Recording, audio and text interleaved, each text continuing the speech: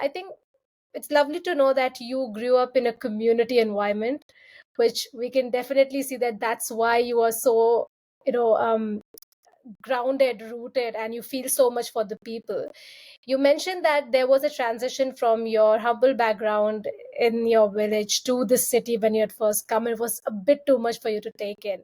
So I wanted to kind of understand from you that when was the first time, or I mean, you were going through all the injustice and the kind of condition that you said, it was around that people were growing in, that really ached your heart.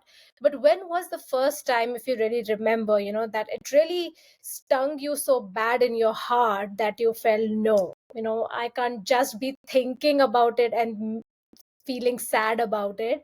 I have to take some decisions. Was there any moment as such for you, or was there? How did that happen for you? So I would love to hear that.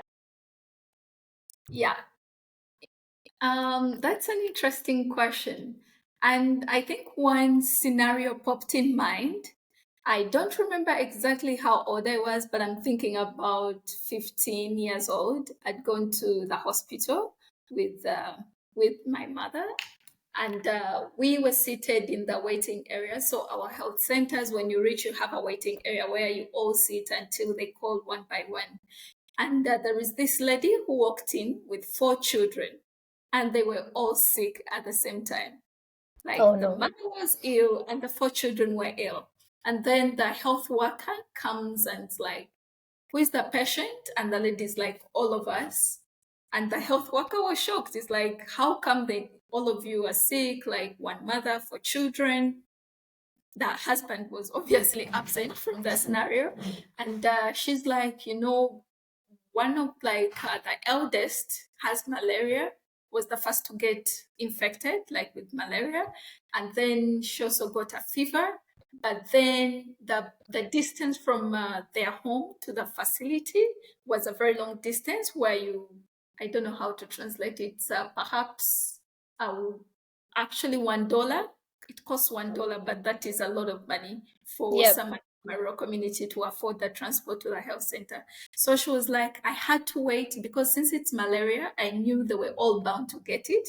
So I had to wait Hmm. until the last one got it so that we come to the health center at once. And Oh. that honestly, like I was young. Of course, I couldn't do anything at the time, but I looked at my mother and I'm like, can we do anything to help them? And she looked at me in shock, and also me at the same time, as I was not only like affected, but also impacted by that particular situation.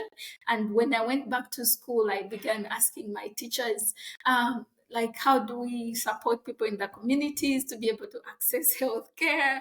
How do you support? We have a school bus. Can we? I don't know. I came up with all crazy ideas, and I'm sure my teachers at the time thought I was crazy. But I think that was the turning moment for me to understand the realities of life that so many like people are going through, and the inequalities that are existing. And that is when I was like, you know what?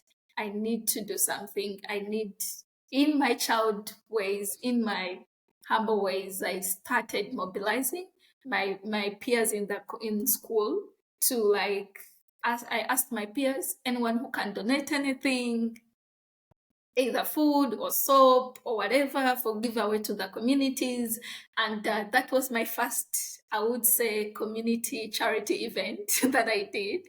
So I Lovely. fundraised from my peers in school, and then we had the stuff donated to the lady. We were able to track through the health center where she came from. And yeah, slowly by slowly, it became a routine thing that was done in school, where every towards the end of term, the school would announce people who had stuff for giveaway to charity. And yeah, so I think that is the moment that stood out when you asked me that question. Yeah. First of all, I'm really, really uh, sad to hear the situation that you have shared. But that is the reality uh, in a lot of parts of the world. And but the good part is that someone like you, who was in that situation, went back and asked the right questions. And you just did not ask questions. You took the ownership in your own hands, and you created a platform, a means to help those people. And this is what and how, things look like for someone who is an action oriented person, who really feels for something but also knows how to translate into an action to help the community, help the people. So I like to kind of emphasize and highlight this thing that you've just shared. Thank you so much, Oliver. For everyone who's listening to us today, if you are in a situation where you feel like, what can I do, it's not in my hands, what if I do, it's not going to help anyone, I think you have a great example over here, my friends. See, this is such a great way to, if you don't get a platform, create a means, create a platform for people, at least whom you can benefit in your vicinity. That's the least that you can do, and that's the least that you can start.